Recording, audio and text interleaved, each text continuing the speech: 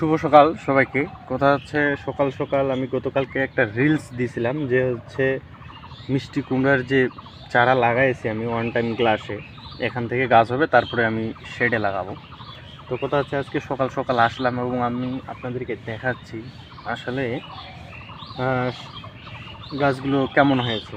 অবশ্যই এখানে হচ্ছে আপনারা যদি দেখেন যে আমার এখানে যে গাছগুলো আছে এটা হচ্ছে যে মিষ্টি কুমড়ার গাছ অবশ্যই। তো কথা হচ্ছে কয়টা হয়েছে এই বিষয়টা দেখেন, 1 2 3 4, এখান থেকে উঠবে, এই যে এখান থেকে কিন্তু বাড়াবে।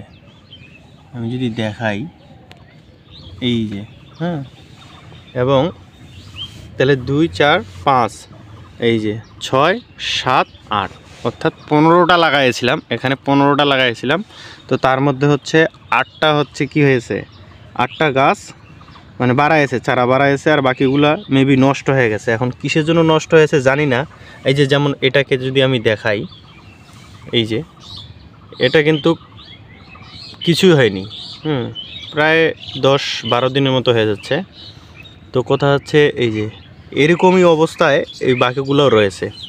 এই যে এটাও রয়েছে, এই যে মাথাটা দেখাই যাচ্ছে, এই যে এটারও মাথাটা দেখা যাচ্ছে, এই যে এটারও মাথাটা দেখা যাচ্ছে, এই যে এটা, এবং এটারও দেখা যাচ্ছে, এই যে। তো এগুলো আসলে আর মনে হয় হবে না, ঠিক আছে।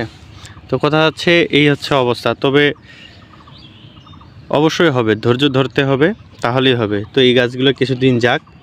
লাউয়ের গাছ গাড়ার নিয়ম হচ্ছে, প্রসেস হচ্ছে, যখন এই চারাগুলো থেকে 3টা পাতা বাড়াবে, 3টা পাতা, হ্যাঁ, তখন হচ্ছে এটাকে কি রোপণ করা যোগ্য হবে।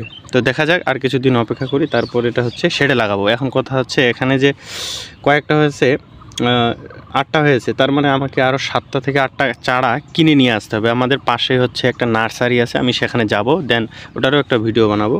তো দেখা যাক কিভাবে করা যায়। এখন কথা হচ্ছে এটা গাড়ার ক্ষেত্রে প্রথমে আমি এমনিতেই শেডের মধ্যে হচ্ছে জৈব সার দিয়েছি। এখন রাসায়নিক সার কি কোনো কিছু দেওয়ার লাগবে? যদি আপনাদের মানে অভিজ্ঞতা থাকে তাহলে অবশ্যই কমেন্ট করে জানাবেন।